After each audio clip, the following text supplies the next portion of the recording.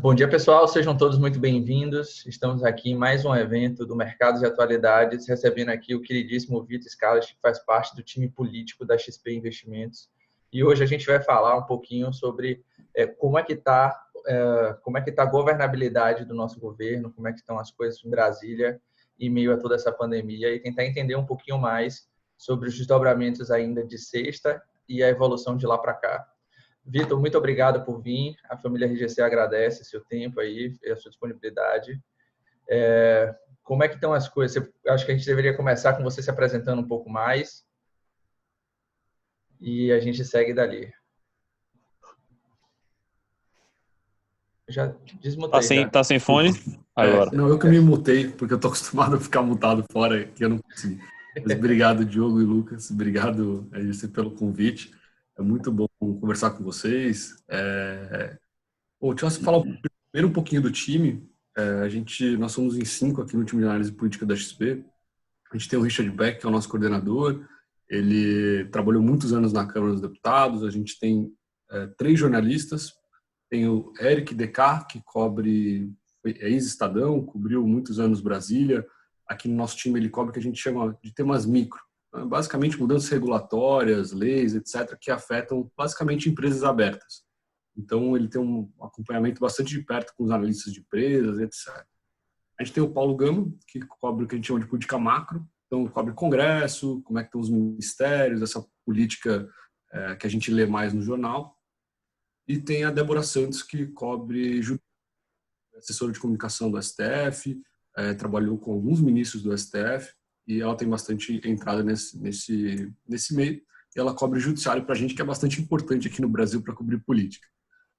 E eu sou economista, trabalhei em fundo de investimento, antes de vir para a XP, e eu sou responsável basicamente pela cobertura de tudo que é quantitativo ligado à política.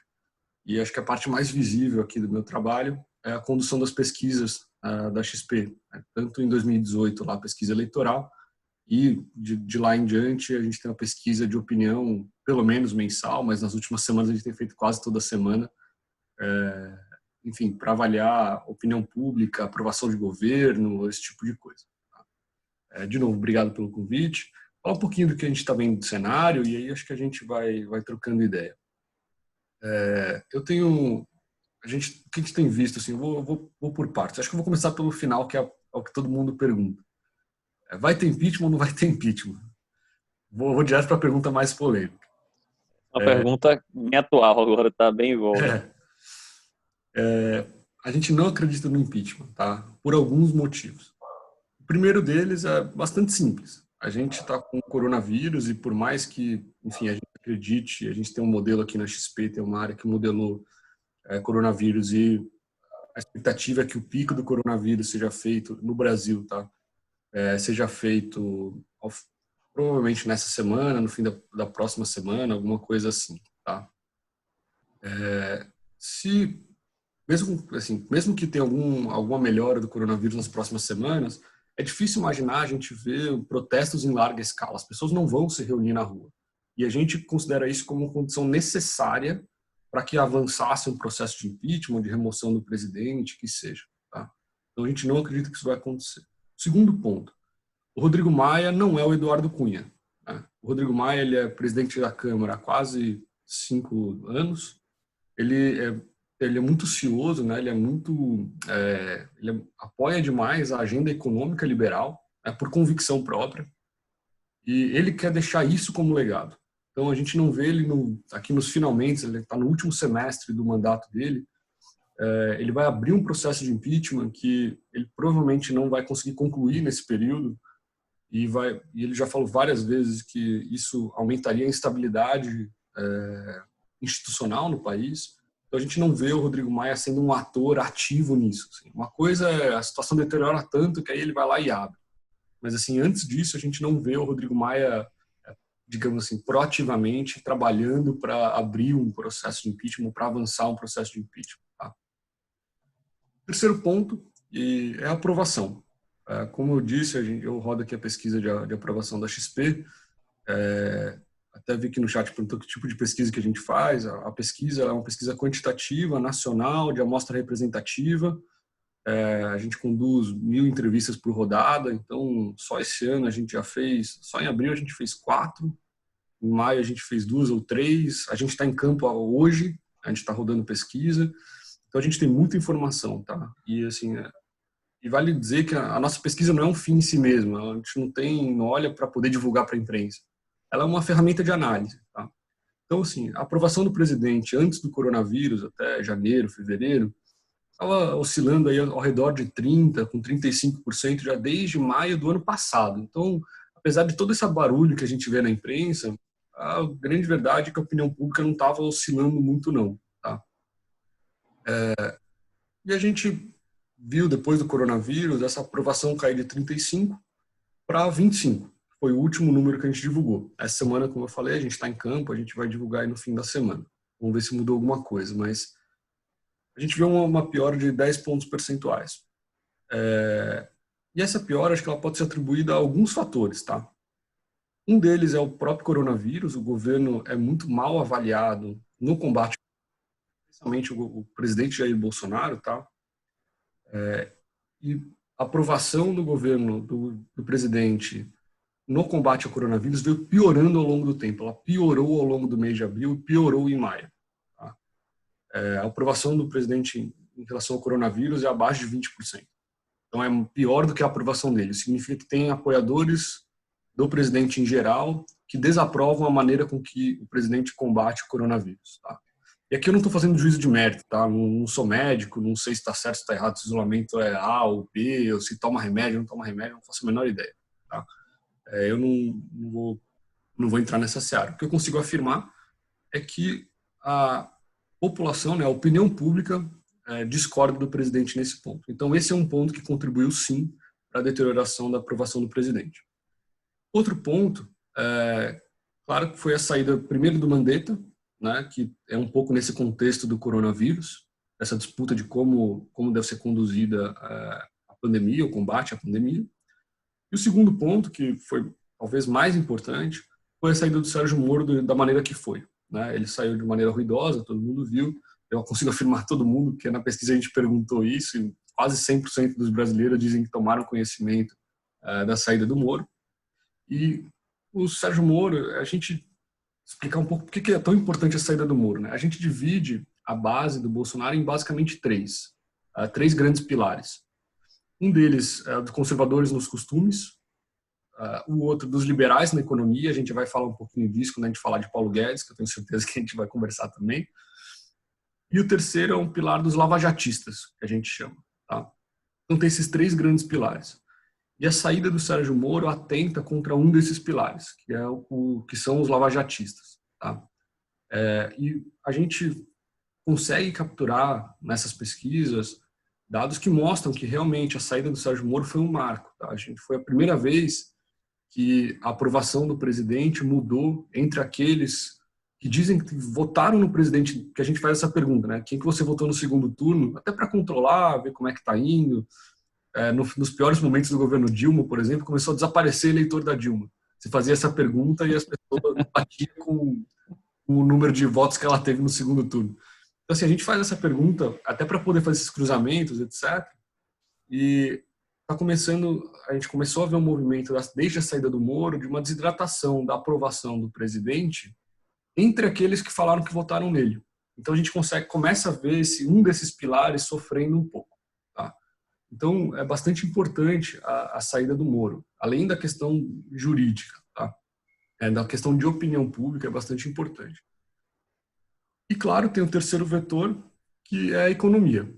A gente tem um modelo de aprovação aí que vai desde o governo FHC 1, e a gente consegue mostrar de maneira bastante clara que a dinâmica da aprovação presidencial no Brasil, e para ser bem honesto, não é só no Brasil, está no mundo todo, a literatura de ciência política diz isso, que aprovação, emprego e inflação, né? O desemprego e inflação. Como a economia está tomando esse choque gigantesco que está todo mundo vendo, tá? E aqui a estimativa do Comitê de Economia da XP, eu faço parte, de uma queda de PIB de 6% para esse ano, e a expectativa, enfim, das pessoas, está todo mundo vendo, isso também contribui de alguma maneira para essa piora de aprovação. Mas eu fiquei aqui 5 minutos falando dos vários vetores para aprovação, e a aprovação caiu 10 pontos. E assim, eu não esqueci, tá? Estou falando de impeachment.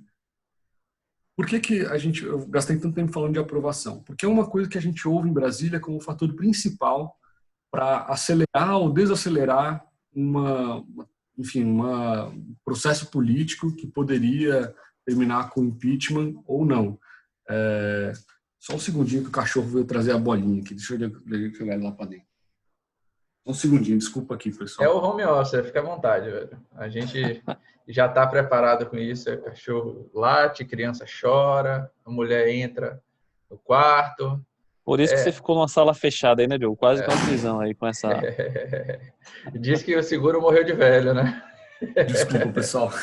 Nada, que isso. Vamos lá, pode continuar. Faz parte dessa pandemia. O home office da gente é com todo mundo em casa. Se fosse com todo mundo na rua e a gente só no home office era diferente, né? É verdade. Obrigado, mas vamos lá. Eu fiquei aqui falando bastante de aprovação, porque a gente ouve que é o principal ponto quando a gente conversa com as lideranças em Brasília. E a gente, olha, nas últimas semanas a gente falou com todos os líderes dos partidos de centro, a gente teve uma reunião com o Mourão, a gente teve, enfim, membros do Judiciário, alguma parte das lives é pública, vocês conseguem acompanhar no YouTube da XP. E a gente ouve esse como o principal fator que poderia acelerar ou desacelerar esse processo. Tá? E a aprovação de 25%, que seja 20%, que seja, ainda é visto como o suficiente, dado que os 20, 25% que sobram, entre aspas, são muito apoiadores do presidente, né, muito dispostos a defender o governo. Então a gente ouve isso como o principal fator de que, olha, é o suficiente para o presidente se manter, enfim, e continuar trabalhando. Então, por todos esses motivos, a gente não acredita no avanço de um processo de impeachment, pelo menos com o que tem na mesa hoje. Tá? Deixa eu pegar um gancho, então, Vitor, do que você está trabalhando, já que você começou falando sobre a crença de que o impeachment não vai vir. E sustentou isso em 3 pilares, que é de não ter público na rua, que Rodrigo Maia não apoia ainda esse movimento e que a própria aprovação do presidente se mantém forte. Ok, descartando essa possibilidade de impeachment, vamos pensar agora na governabilidade. Como é que fica a governabilidade do governo, principalmente na parte econômica, depois dessa divulgação desse áudio, dessa crise que a gente viu acontecer na sexta-feira? Excelente pergunta, Lucas. Mas antes do Vitor responder, deixa eu só fazer uma pergunta ainda em linha com o que ele estava falando, que era das pesquisas. Vocês chegaram a cruzar os dados, se esse movimento do Moro que você suscitou, se ele fez com que o presidente perdesse mais do que a base lavajatista, ou mais do que o percentual que ela deveria representar, ou menos, para a gente ver ali como é que está a opinião pública em relação a esse movimento do Moro? Tipo, será que foi o Moro que perdeu mais popularidade, ou ele acabou conduzindo ali ao presidente e acaba perdendo mais? Porque se um dos pilares que sustenta o não impeachment é essa base, a gente precisa saber se ela está em risco ou não, né? Se tem ali alguma chance de repente 25 virar 18. Olha, ótima pergunta. Assim, eu perdi um final de semana inteiro, quando o Moro saiu ali, eu perdi um final de semana inteiro tentando responder essa pergunta aqui, cruzando os dados, trabalhando que nem um doido para tentar responder isso. Quando eu fiz esse exercício, eu vou tentar explicar, a gente tem uma pergunta de aprovação, que é lá o bom, ótimo, que é o que todo mundo olha, tá? E a gente faz um bloco de perguntas que a gente pede para a população avaliar várias figuras públicas, e aí tem o Bolsonaro, tem o Moro, mas tem líderes de partido, tem presidente do STF, tem oposição, enfim, governadores, tem uma lista enorme de gente. Pede para a população avaliar eles de 0 a 10, dá uma nota de 0 a 10.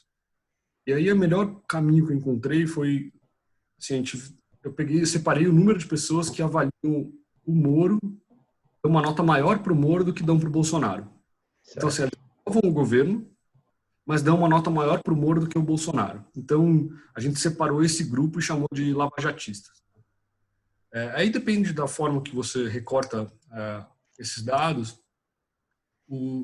Cerca de 10 pontos percentuais dos 30 e pouco que tinha o Bolsonaro, é o que a gente chama, estava nesse grupo dos lavajatistas. Tá? Se eu adotasse um critério um pouco mais rígido de, olha, uma nota só não é suficiente, você precisa dar pelo menos 2 pontos de diferença, alguma coisa assim. Esse grupo era cerca de 5 pontos percentuais. E depois dessa desidratação do Bolsonaro, depois que ele caiu com a saída do Moro, da aprovação já caiu um pouco, eu repeti esse exercício, aí você tem mais 1 ponto percentual, alguma coisa para ser desidratado, digamos, desse núcleo, tá? Mas aí também tem 1 ponto percentual de gente que aprova o governo e tem uma nota maior para o Bolsonaro do que para o Moro, e aprova o Moro também. Então, assim, aí já começa a ficar mais difícil. Então, assim, eu acho que a parte principal desse movimento já foi, tá? Honestamente, eu acho não, a gente consegue mostrar que a deterioração da aprovação depois da saída do Moro, em grande parte, foi pela saída do Moro, não foi pela piora do coronavírus, apesar de ter piorado. Tá? Perfeito. Então é como se já estivesse no preço, né? Já está precificado aí nos últimos 25%. Parece que sim, tá? Parece que sim. Mas, por outro lado, a gente não viu deterioração da aprovação do Moro, tá? A gente controla isso também. A aprovação dele não caiu. Acho que foi uma separação das pessoas mesmo. Não teve, né, que um grupo mudou de opinião em relação ao outro. Ele só se separou, né? Antes estava todo mundo junto, agora você separou em 2 grupos. E respondendo agora a pergunta de governabilidade e economia, tem um efeito colateral, digamos assim, dessa conversa toda que a gente está tendo de impeachment, de aumento de risco, etc., que foi o presidente se sentir, de alguma maneira, atacado. E uma reação, uma foi atacar de volta, que é a reação mais natural, e aí, de novo, não estou falando se é certo ou se está errado, assim, mas o presidente Bolsonaro, ele é um presidente que, desde os seus tempos de deputado, é um político que seguia pelo conflito, né? Então, ele fez esse primeiro combate, né, com o Moro, com o Mandetta, enfim, com quem é contra o isolamento. Então, ele escolhe alguns alvos, como o governador de São Paulo, o governador do Rio. Então, assim, ele vai nessa linha por um lado, só que, por outro lado, ele está sendo bastante pragmático e começou a conversar com o Centrão, né? Acho que vocês têm acompanhado também, e a gente, enfim, acompanha mais de perto. A conversa tem evoluído. A gente conversou, como eu falei, nas últimas semanas com as lideranças de todos os partidos de centro, e aí, especialmente, vale dizer, acho que o PRB, né, que agora é Republicanos, o PL, Democratas, o Solidariedade, o PTB do Roberto Jefferson, esses partidos, eles estão conversando e negociando com o governo federal, e negociando cargos. E a primeira vez, desde o começo desse governo, que a gente começou a ver o que a gente diz que é o Diário Oficial trabalhar, né? O Diário Oficial está mostrando nomeações efetivas desse grupo dos partidos de centro para postos, não para o ministro, né? Eles não estão pegando o ministério, mas estão pegando cargos bastante importantes dentro da estrutura do governo federal, dentro dos ministérios, tá? E é a primeira vez que isso está acontecendo. E a gente tem ouvido, para ser bem honesto, do lado dos partidos, de que a coisa está andando. Então, assim, está positivo para a governabilidade daqui para frente. Então, assim, essa linha de defesa do presidente está funcionando. Tá? É uma mudança bastante importante em relação à forma que a condução política do governo foi, enfim, feita em 2019 e no começo de 2020. É uma mudança importante, é uma volta à maneira mais tradicional de fazer política. A única coisa que está todo mundo em dúvida ainda é se o presidente vai manter os acordos, né? Porque no ano passado teve um ensaio nesse sentido. Ano passado a gente chegou a explicar isso como uma dança, né? Tinha momentos de tensão e distensão. Então o presidente começava a negociar, começava a andar a agenda, recebia o feedback negativo nas redes sociais porque estava conversando com os partidos de centro. Ele recuava. E começava a bater no Congresso. E isso, enfim, fazia uma dança de que todo mundo, no final, todo mundo aprendeu a dançar, né? Mas chegou num equilíbrio esquisito, mas estava funcionando. Tá? A gente está partindo para um equilíbrio um pouco mais tradicional. A ver, claro, como que vai ser o feedback disso. O interessante, a gente está fazendo uma análise de redes sociais aqui agora na XP, desde o começo desse ano, e é muito interessante porque dessa vez os bolsonaristas na rede não estão batendo, é a primeira vez que eles não estão batendo nesse acordo do presidente com o Centrão. E aí, aqui já... Agora eu vou para um terreno do achismo, tá? Assim, meu chute educado é que não é nem porque o presidente... Não é porque eles mudaram de ideia, tá? E sim porque eles estão tão ocupados com outras coisas, está discutindo coronavírus, cloroquina, Moro, que faltou espaço na agenda pública, ou pelo menos na agenda ali de redes sociais, né? Para discutir isso. Então, o presidente está sendo salvo, entre aspas, pela turbulência, tá? Ele está se aproveitando dessa cortina de fumaça, né? Tem tanto assunto já polarizado para o pessoal discutir que ele está aproveitando ali para estruturar a base. Assim, nas redes sociais é muito mais fácil, é um debate muito mais, como é que eu posso dizer? Mais assim, que inspira vontade das pessoas se manifestarem, né? Assim, é mais, sei lá, é mais na paixão. É muito mais fácil você discutir coisas do dia a dia, tá todo mundo em isolamento, se tá certo, se tá errado, como é que faz. Só se fala de coronavírus no mundo do que ficar discutindo articulação política, como é que faz. Mas, enfim, uma coisa que acho que vale a pena pontuar, e aí voltando à pergunta do Lucas, é como que isso se reflete na economia, né? Como que isso, enfim, no fim do dia a gente existe aqui na área de análise política da XP, não porque a XP gosta de saber sobre política, mas a gente tentar ajudar vocês, enfim, a tomarem uma melhor decisão de investimento. Agora, como que isso se liga para a economia, tá? Uma coisa que é importante, essa nova aliança, essa nova governabilidade, ela não significa, ou pelo menos ela não tem o objetivo inicial de, por exemplo, empurrar reforma, uma agenda liberal. Essa aliança está sendo construída para proteger o presidente. Tá? Esse é o primeiro objetivo dessa base formal que está sendo, enfim, montada no Congresso. Isso não significa que é ruim, pelo contrário. O objetivo, assim, você está mirando isso, mas para a economia deve ser positivo. Por quê? Você tem o presidente montando uma base que antes ele partia de 50 deputados, que era o PSL, depois 25, né, porque o PSL dividiu no meio. Agora ele vai partir de uma base de 100 e poucos deputados para qualquer coisa. Então, assim, ele é um presidente que era pautado pelo Congresso, né? Agora o Executivo pode ter algum poder de pauta de volta, de tentar pautar o Congresso. E a gente viu naquele vídeo da sexta-feira o quão importante essa pauta de costumes é para o presidente, né?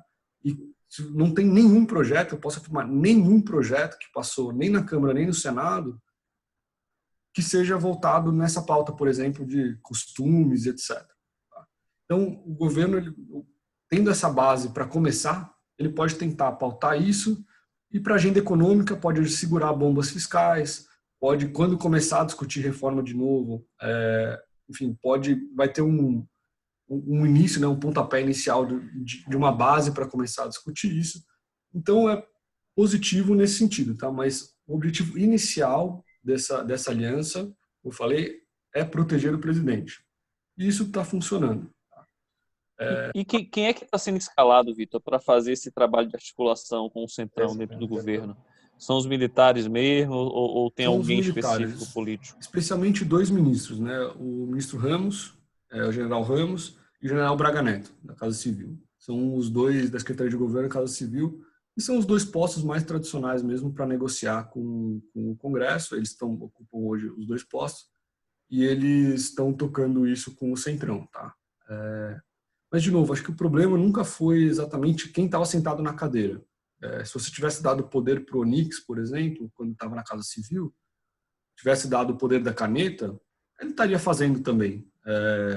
O grande problema é porque o presidente era quem vacilava, né? Quem ia para um lado, depois voltava. Dessa vez, o presidente está dando instrumento para os ministros trabalharem. Então, isso está funcionando. Acho que um tema que a gente tem que explorar aqui também, porque é importante para investimentos, talvez até mais do que essa discussão de impeachment ou não impeachment, é a capacidade do governo continuar com a agenda econômica. E aqui tem que falar um pouquinho de Paulo Guedes, né? Da permanência do Paulo Guedes. Tá?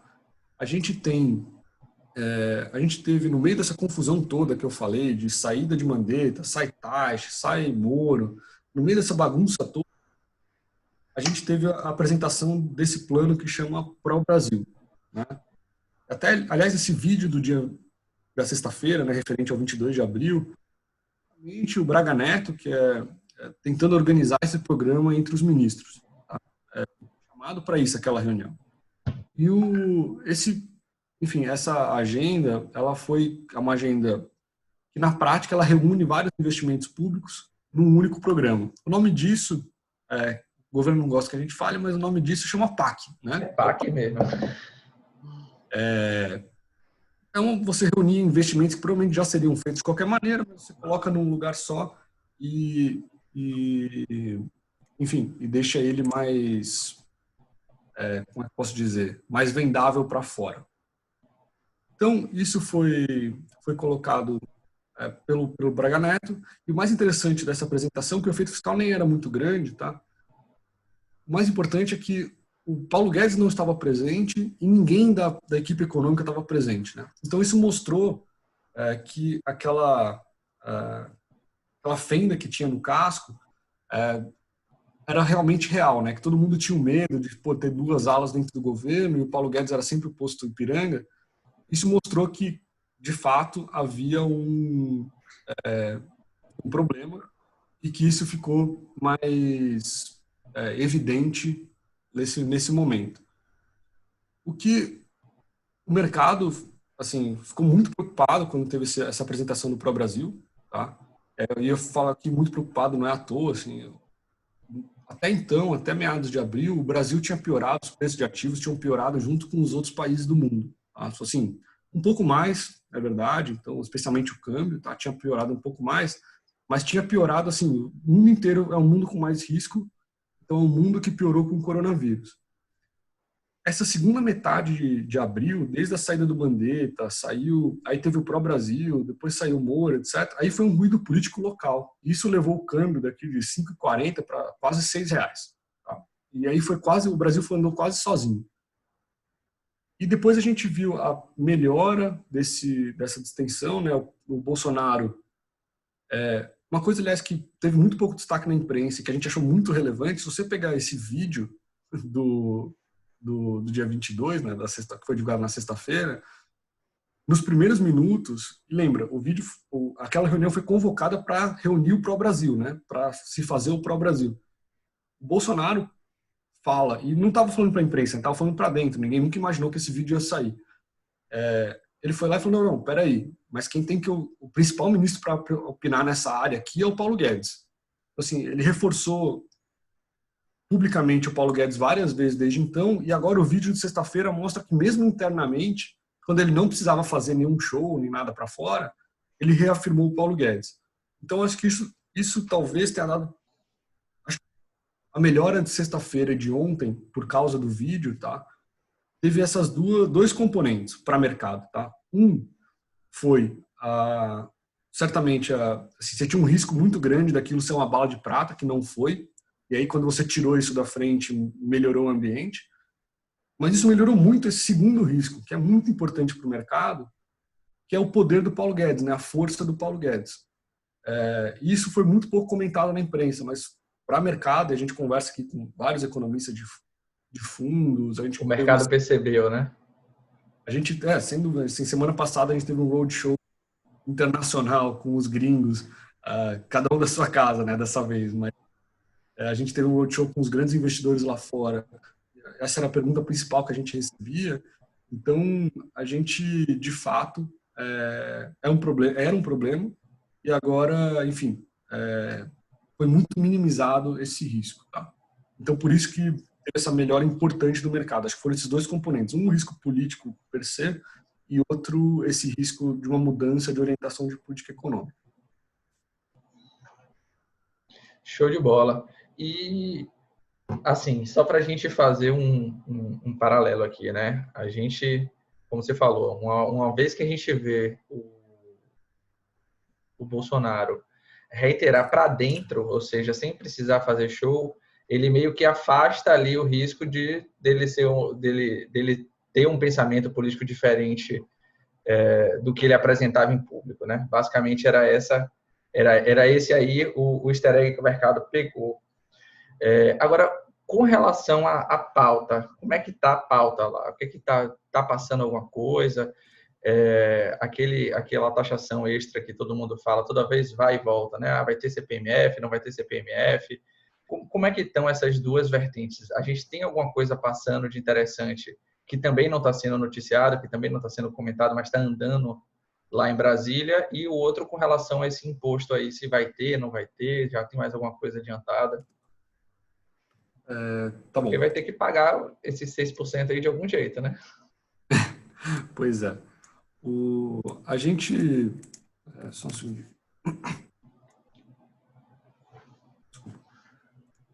Vamos lá, de pauta. A gente tem na pauta do Congresso hoje, basicamente foi feito um acordo que em sessões remotas fossem discutidos apenas projetos ligados ao coronavírus. Tá?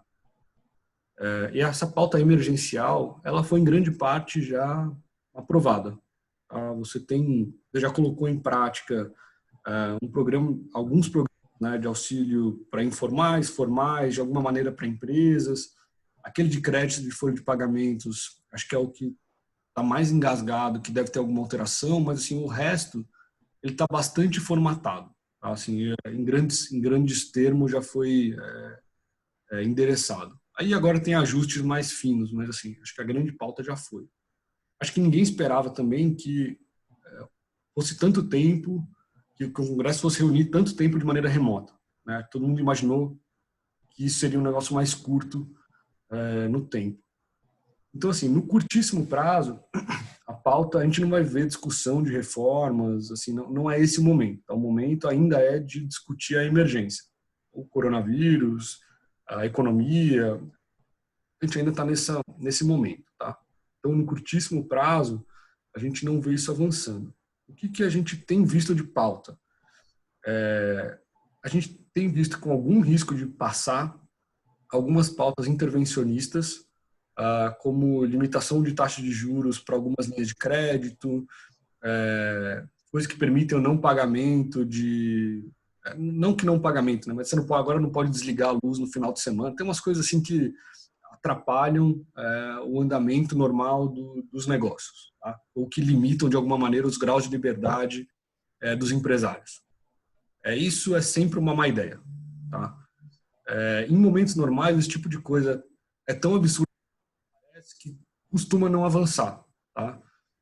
Nesse momento, a gente ouviu de líderes, e aqui eu vou falar porque é público, que está no YouTube da XP, a gente teve com o Baleia Rossi, que é líder do MDB, a gente teve com o deputado Pedro Paulo, que é o relator da PEC que mexe em gastos obrigatórios. Então, assim, o Baleia é autor da reforma tributária, por exemplo. Então, são dois deputados liberais que são a favor da agenda econômica, mas que defendem, por exemplo, nesse momento que o setor financeiro precisa dar uma contribuição maior, então precisa aumentar a contribuição social sobre o lucro líquido dos bancos. Então, assim, nesse momento as coisas ficam mais complexas. Tá? Então, assim, a gente vê como existe o risco, sim, de que tenha alguma dessas pautas meio esquisitas acabem passando. Tá? Então, seria positivo se não tiver isso.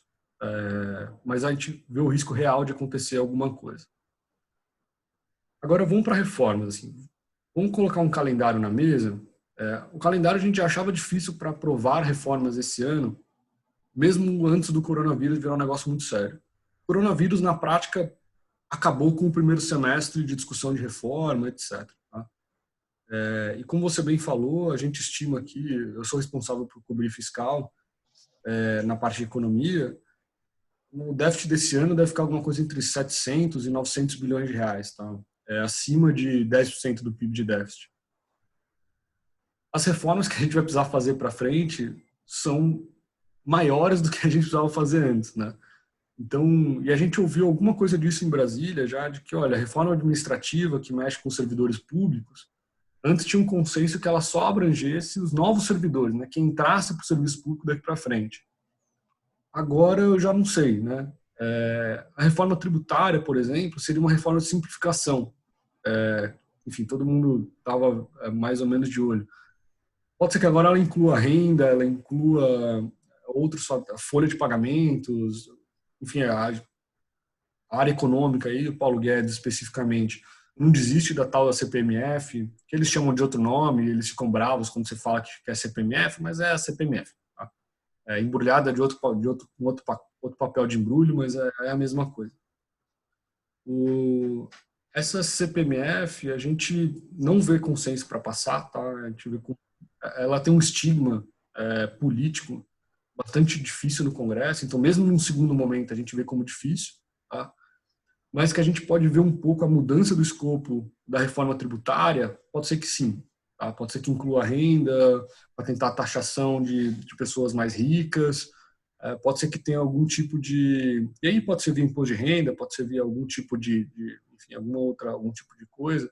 Aí tem que ver como... Não tem consenso sobre como vai sair, tá? Mas a gente vai ver a discussão talvez em novos termos. Mas a gente também vê que é o seguinte, nesse ano, mesmo que o coronavírus acabe, sei lá, rápido, e o Congresso consiga se reunir de novo em julho, agosto, como diz o Rodrigo Maia, se reunir fisicamente, mesmo que o Congresso volte, não tem clima para discutir reforma tributária, reforma administrativa, são coisas que são muito duras. Assim, a discussão pode até andar, a discussão mesmo, tá? Mas votação deve ficar para 2021. Lembrando que no segundo semestre a gente vai estar discutindo o seguinte, vai estar acabando a Corona Voucher, vai estar grande parte dos diferimentos de impostos são por 2, 3 meses, então a gente vai estar discutindo a extensão ou não dessas coisas, e a economia, a gente agora está cada vez mais clara, e não é só para o Brasil, para o mundo todo, a economia não vai voltar automaticamente assim que acabar o coronavírus, a economia reabrir, né?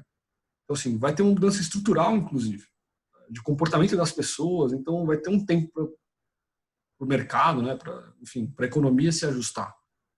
Então, o segundo semestre provavelmente vai ser tomado principalmente por essas discussões de como que o governo vai suportar, porque a gente não tem fiscal para manter o que a gente está fazendo agora por 2, 3 meses para sempre. Como é que o governo vai tentar ajudar a gente, no final do segundo semestre? A gente acredita que essa vai ser a agenda que vai ser discutida, que na prática já está sendo discutida. Vitor, a gente desenvolveu aqui uma linha que iniciamos com aquela lógica que o impeachment seria algo que está fora de cogitação nesse momento e de que existe alguma governabilidade. Aí eu volto um pouco no tempo e quando a gente estava lá no primeiro mandato do governo Lula, ele passou pelaquela crise do mensalão. E naquele momento foi basicamente o clímax e muita gente acreditou que a partir dali iria degringolar e ele não conseguiria mais avançar, talvez caísse nesse sentido. E não aconteceu, pelo contrário. A partir dali ele ganhou força, ganhou a segunda eleição e ainda elegeu Dilma para o primeiro mandato. E agora, o que é que a gente consegue enxergar para 2022? Depois desse conflito que Bolsonaro viveu e passou e aparentemente está passando, a gente enxerga uma possibilidade de reeleição? Já dá para se falar algo nesse sentido? Porque os militantes deles nas redes sociais têm trabalhado isso com bastante afinco, com bastante força. Olha, 2022. O cenário central que a gente vê, já via antes do coronavírus, e acho que isso se mantém, são duas forças, que é o Bolsonaro e a esquerda, tá? E aí, assim, a gente não sei se vai ser Lula provavelmente não pode, por questões legais, concorrer, se vai ser Haddad, se é Lula, se vai ser outra pessoa da esquerda, mas assim, a gente não pode achar que a esquerda no Brasil acabou. O Brasil é relativamente bem dividido, a população entre esquerda, direita e centro, é mais ou menos um terço, um terço, um terço. Tá? Então, assim, você imaginar que não vai ter nenhum candidato de esquerda que vai ter proeminência em 2022 é um erro. Vai ter. E, por enquanto, pelo que a gente acompanha de pesquisa pública, pelos dados que a gente tem, por enquanto continua sendo o PT com mais chance de enfim, em 2022, nessa disputa com o Bolsonaro. Hoje, com o que a gente sabe, bom, antes do coronavírus, a nossa expectativa era que o presidente Bolsonaro fosse reeleito, tá? A gente fazia esse modelo de aprovação de desemprego, o desemprego estava caindo gradualmente, provavelmente ia cair mais rápido com o crescimento da economia ao longo do mandato, o desemprego caindo ia aumentar a aprovação e provavelmente ia ser reeleito. Esse era o nosso cenário central. O coronavírus, claro, deu uma cambalhota em tudo e nisso também, né? Então, acho que tem que olhar alguns vetores. A gente vai ter que ver como sai a aprovação. E aí, como eu falei, a gente já está vendo o que está acontecendo agora. A minha grande dúvida é a economia, né? Quanto que o desemprego vai subir, com que velocidade, quanto que o Bolsonaro vai conseguir. Ele está tentando fazer essa vacina, né, em culpar os governadores, esse tipo de coisa, mas historicamente o presidente é visto como responsável pela situação econômica do país, então é bem difícil ele fazer esse descolamento, mas ele está tentando ver o quanto que isso vai custar para ele, quanto vai ser a recuperação da economia. A gente ainda está muito perto do olho do furacão, acho que a gente já passou do pior, né? A gente já passou do olho do furacão, mas a gente ainda está recebendo o vento aqui do coronavírus. Então, o cenário está bastante turvo, mas a gente ainda acredita entre uma disputa entre o Bolsonaro e a esquerda, e se eu tivesse que me apertar muito hoje, eu continuaria colocando fichas na reeleição do presidente. Tá?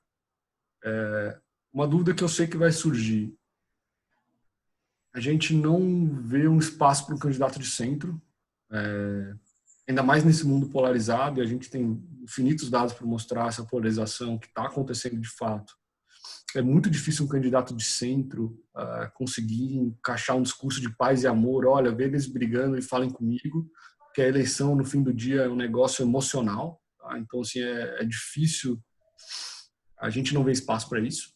E as pesquisas que a gente, enfim, tem acesso, vê, também não mostram força de candidatos de centro.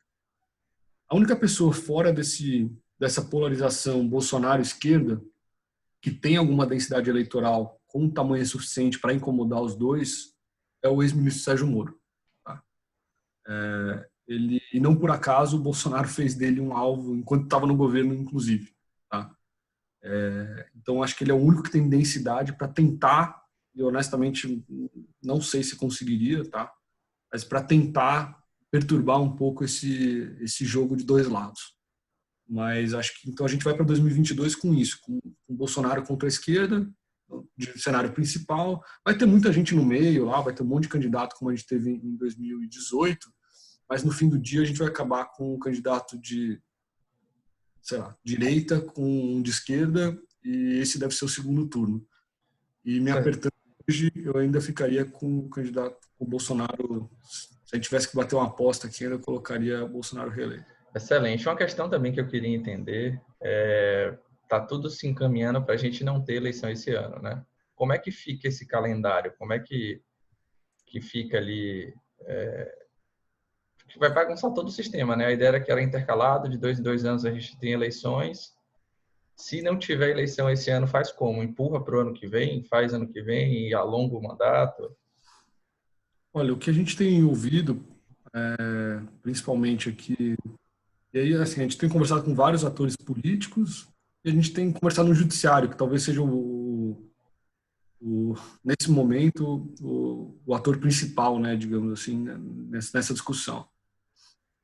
Os atores políticos ainda não têm muito consenso, tá? E aí é muito particular, não é assim, esquerda, direita, centro, não tem isso. É muito particular de cada partido. Como cada partido vê a eleição municipal. Tem partido que quer logo a eleição municipal porque sente que vai sair fortalecido, ou porque teve uma eleição municipal em 2016 que foi mal e agora acha que vai sair melhor, então ele quer fazer logo. Tem o contrário também. Então, assim, está muito fragmentado. E o que a gente ouve de todo mundo é que está cedo. Que isso vai ser determinado meio que pela conjuntura, assim, o coronavírus vai determinar.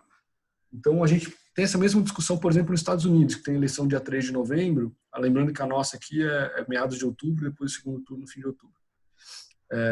Também tem uma discussão parecida, tá? O que eles vão fazer, como é que vai, vota à distância, lá, porque lá você pode votar pelo correio em alguns estados, alguns não. Então, assim, acho que a conjuntura vai ser mais importante do que os atores estão achando agora. Mas o cenário central que a gente tem ouvido hoje, de que poderia acontecer, que tem mais espaço, inclusive legal, para acontecer, é o seguinte: você adia a eleição de outubro para, sei lá, novembro, dezembro, para você ganhar um tempo, mas ela é realizada ainda nesse ano para que os prefeitos e vereadores assumam 2021, então não alteram o mandato. Porque se tiver que mudar o mandato, assim, tem dúvidas, inclusive, se uma emenda constitucional seria o suficiente para isso. A dificuldade maior de manter a eleição, necessariamente a eleição, tá? Mas, por exemplo, em junho é a data em que o TSE começa a testar as urnas. Você tem que treinar os mesários. Assim, tem todo um calendário eleitoral que leva à eleição que precisa ser realizado, começa a ser realizado agora. Então, eles vão ter que tomar uma decisão, talvez, daqui a pouco, tá? Pelo menos nessas fases intermediárias. Mas o que a gente ouve, assim, um consenso de que seria mais fácil é que fosse adiado para novembro, dezembro. Acho que ficaria só para um outro ano, ou deixaria concorrente, né? Deixaria junto com as eleições majoritárias federais, enfim, nacionais, para 2022. Acho que seria um cenário mais assim, mais complicado de se efetivar. Tá? Mas, assim, acho que vai depender, como eu falei, depende mais do coronavírus do que dos políticos. Show. Legal, Vitor. Vamos entrar aqui umas perguntas que estão no chat. E você é responsável pela área de pesquisa da XP, IPSE. Sim. E aí tem uma pergunta aqui, basicamente, como é que se escolhe essas pessoas, os entrevistados? Como é que vocês estão garimpando e buscando essas informações de entrevistados num cenário como esse? Olha, a gente faz uma amostra aleatória, a nossa pesquisa é realizada por telefone, é basicamente um call center, e a gente, enfim, faz ligações aleatórias, a gente tem as cotas aí tem gênero, idade, renda, distribuição regional, tamanho de cidade, religião, como eu falei, até o recall de voto a gente olha. A gente tem várias cotas para garantir que seja uma amostra representativa do eleitor brasileiro. Então, brasileiros acima de 16 anos, basicamente, é a nossa população alvo. E a gente faz 1.000 entrevistas por rodada, como eu falei, mas, assim, a gente, enfim, são ligações aleatórias, então, às vezes, a gente precisa achar, por exemplo, para fechar uma cota, a gente precisa achar um brasileiro rico, jovem, no norte. E a gente precisa fazer, às vezes, 100 ligações para achar esse cara no final, entendeu? É uma vida difícil, mas é o que garante a qualidade da pesquisa. Então, a gente... Então não é que vocês fazem... técnico. Então, não é que vocês fazem 1.000 contatos. É que vocês fecham o grupo de 1.000. Exatamente. A gente faz muito mais que isso. Tentando representar aquela base que representa o brasileiro.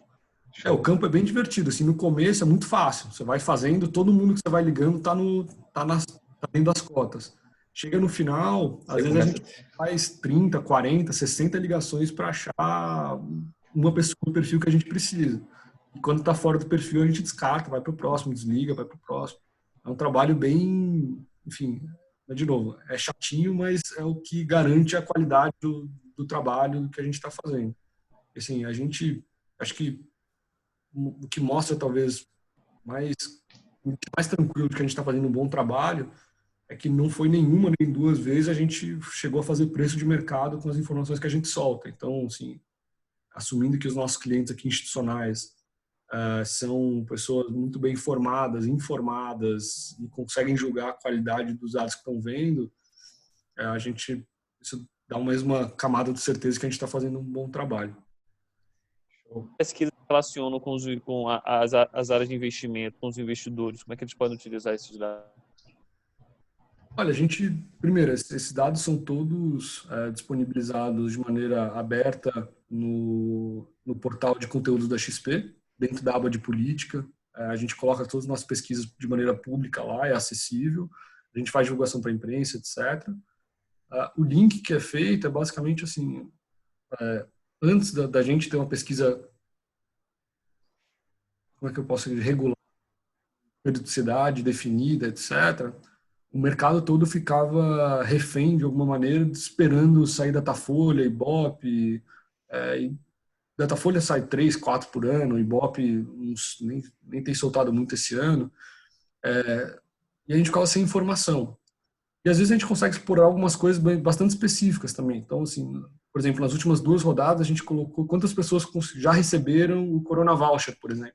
E a gente mostrou que quase metade dos domicílios no Brasil já receberam ou vão receber o Corona Voucher. E a gente consegue mostrar quem é o perfil dessas pessoas. E aí os investidores conseguem saber, olha, vou te dar uma conta de cabeça aqui, o Corona Voucher é cerca de 154 bilhões de reais. Ele equivale, eu fiz a conta outro dia, a cerca de 18 a 20 milhões de empregos. A renda, ele repõe a renda equivalente a 18 a 20 milhões de empregos por mês. Então a gente consegue dar esse tipo de informação para os investidores. Então, assim, eu não sou da área de equities, então de ações, então não vou nem entrar no mérito de qual papel que é bom, qual que é ruim, mas assim, a gente consegue mostrar para o analista de ações, por exemplo, olha, a sua empresa de varejo, por exemplo, olha, tá vendo? O cara não está trabalhando, mas ele está recebendo uma renda gigantesca. O brasileiro vai poupar isso? Aí eu consigo perguntar para ele, o que você vai fazer com essa renda do Corona Voucher? Você vai poupar, você vai consumir, você vai pagar dívida? O que você vai fazer com isso? Então eu consigo saber, por exemplo, você vai pagar dívida. Eu consigo mostrar para o analista de ações de bancos. Falar, olha, o cara está falando que vai usar esse dinheiro para acertar a vida dele. Olha, para a lista de elétricas. Olha, tá vendo que você está com medo do cara não pagar a conta, mas o Corona Voucher talvez possa te ajudar. Enfim, a gente dá esse tipo de informação quantitativa das pesquisas para, enfim, não só para a área macro, né, para quem está olhando juros, dívidas, essas coisas, mas também para a área micro. Show de bola. Aqui as pessoas conseguem ajustar ali a informação macro, né? Ajustar o valuation. Assim, eu tenho X% de desempregados, agora eu tenho que diminuir esse número. Na margem, quanto que isso oscila aqui para cada setor e vai para o preço, né? Sensacional. Você, Vitor, já deve ter assistido o vídeo de sexta-feira todo, eu acredito, né? Até pelo trabalho que você desenvolve. Assisti e li a transcrição ainda. Se você fosse assim contratado para fazer uma ata daquela reunião, né, e dissesse assim, poxa, o que é o Pro Brasil, quais são as diretrizes desse Pro Brasil e como é que ele funciona a partir daquele vídeo, o que é que a gente teria de informação aí sobre a reunião de sexta? Olha, o Pro Brasil, que era o centro da reunião, politicamente ele acabou sendo usar a expressão da equipe econômica, foi colocado na geladeira. Então, é um plano que foi, basicamente, dada a repercussão, ele foi abandonado. Tá? Então, eles vão falar que não, mas esquece, não, morreu. Ele perdeu a batalha de opinião pública, digamos assim. Então, a gente não deve ver novos capítulos de maneira significativa, ou o que o Braga Neto está tentando fazer para ele não morrer na praia, meio que entregar para o Brasil para a área econômica e falar, olha, não, agora é o Paulo Guedes que está tocando. Então, assim, se ele aparecer de novo, ele vai aparecer em novos áreas. Mas, assim, a ideia original era você reunir investimentos que já seriam feitos. Eles soltaram alguns valores, eu fiz a conta de efeito fiscal. O efeito fiscal era pequeno, 3 bi, 6 bi a mais por ano de investimento público, além do que estava programado. A gente está falando aí de 0,1, pouco menos do PIB. Então, assim, era peanuts, tá? Então, o efeito fiscal era muito pequeno. Era mais um efeito político do Braga Neto tentar se reforçar contra o Paulo Guedes. E essa batalha ele perdeu. Bacana. Acho que chegou no nosso horário, Diogo. Bom, eu então gostaria aqui, em nome da família RGC, de novo agradecer a sua presença, Vitor. Achei que foi fantástico, assim, o call. Tentar que a gente se mantenha mais próximo, né? Não apenas nesse momento de coronavírus, porque é muito importante a gente ter um filtro e ter uma opinião isenta, né, da nossa equipe da XP, porque a mídia realmente é muito difícil, né? O viés ali, como a matéria é apresentada, é tão controverso que hoje eu estou dentro de 2 grupos, né? O grupo da esquerda e o grupo da direita, porque eu recebo para tentar achar ali um meio, né? Tirar o viés ideológico e partir mais para receber como é que está isso na íntegra. Eu acho que vocês estão fazendo um trabalho fantástico e gostaria muito de agradecer a sua presença aqui em nome da família RGC. É isso, Vitor. Eu também quero agradecer. É muito bacana. Tanto a mídia de massa quanto a mídia digital hoje é extremamente polarizada. e a gente conseguir ter uma visão um pouco mais técnica do que está acontecendo, com perspectivas, para mim foi bastante esclarecedor. Acredito que o pessoal todo tenha gostado também. Muito obrigado. Obrigado, Lucas. Obrigado, Diogo. É sempre um prazer falar com vocês. A gente segue à disposição. Obrigado a todos também, nossos clientes, convidados aqui, pelo tempo de vocês. Espero que tenha sido muito bom e até o próximo Zoom da gente. Valeu.